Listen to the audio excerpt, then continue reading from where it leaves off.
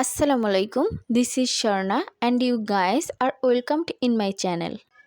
আপনারা সবাই কেমন আছেন? আলহামদুলিল্লাহ আমিও ভালো আছি।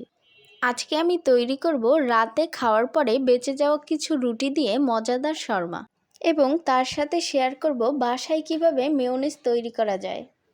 চলুন এবার শর্মা বানানোর প্রস্তুতি শুরু করি। প্রথমেই মুরগির মাংসগুলো সুন্দরভাবে কেটে নিলাম।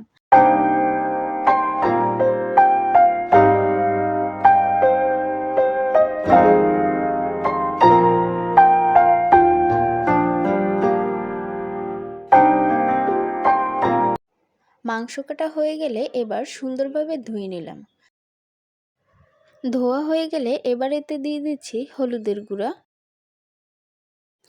দিয়ে দিচ্ছি মরিচের গুঁড়ো, দিয়ে দিচ্ছি লবণ, দিচ্ছি গরম মশলা, দিয়ে দিচ্ছি জিরার গুঁড়ো। এবার সব কিছু একসাথে মেখে নিলাম। এবার চুলায় ফ্রাই প্যান বসিয়ে পরিমাণ মতো তেল দিয়ে দিচ্ছি। এবার তেল গরম হয়ে গেলে মেখে রাখা মাংসগুলো দিয়ে দিচ্ছি।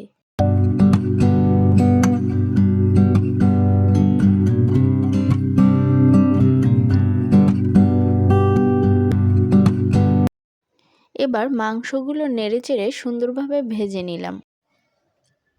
এবার বেঁচে যাওয়া রুটিগুলো ভেজে নিলাম। রুটি ভাজা হয়ে গেলে এবার একটি শসা সুন্দরভাবে কুচি কুচি করে কেটে নিলাম।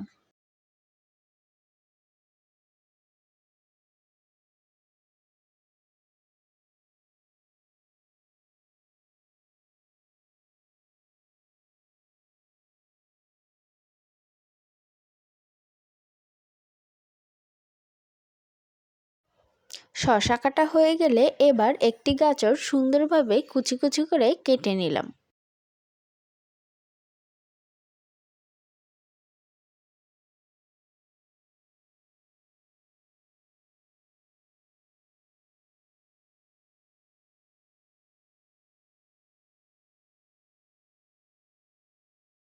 এবার কয়েকটি কাঁচামরিচ সুন্দরভাবে কুচি কুচি করে কেটে নিলাম।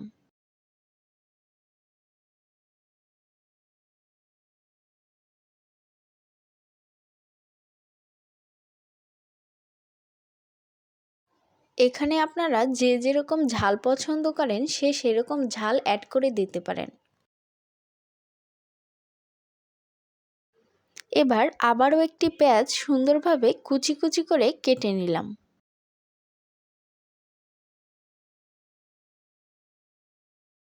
এবার ভাজা মুরগির মাংসগুলো একটু কুচি কুচি করে কেটে নিলাম।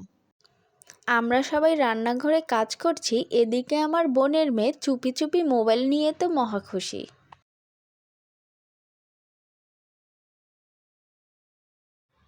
মেয়োনিজ তৈরি করার জন্য ব্লেন্ডারে দিয়ে দিচ্ছি একটি সেদ্ধ ডিম, এরপর দিয়ে দিচ্ছি কিছুটা গুঁড়ো দুধ, এরপরে দিয়ে দিচ্ছি স্বাদমতো চিনি, এখন দিচ্ছি লবণ, এরপরে অ্যাড করে দিচ্ছি টমেটো সস, এরপর দিচ্ছি কিছুটা ভিনেগার ও সয়াবিন তেল, এরপর দিচ্ছি 4-5টা গোলমরিচ, এরপরে দিচ্ছি কিছুটা পানি। এবারে আমরা ব্লেন্ড করে নিচ্ছি। এভাবেই তৈরি হয়ে গেল মেয়োনিজ।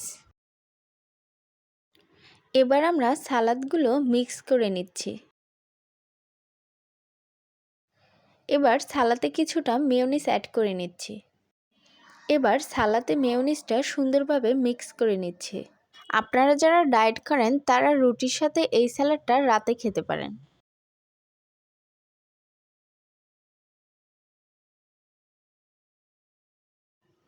এবার ভেজে রাখা রুটির উপরে কিছুটা মেয়োনিজ দিয়ে দিচ্ছি।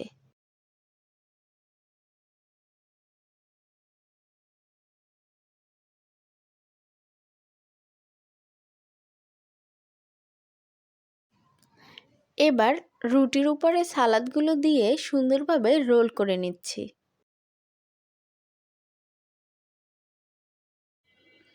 এবার রুটিটা আমি মাঝখান দিয়ে কেটে নিচ্ছি। আর এভাবেই তৈরি হয়ে গেল আমাদের মজাদার শর্মা। রেসিপিটি আপনাদের কাছে কেমন লেগেছে অবশ্যই ছোট একটি কমেন্ট করে আমাকে জানাবেন। আল্লাহ হাফেজ।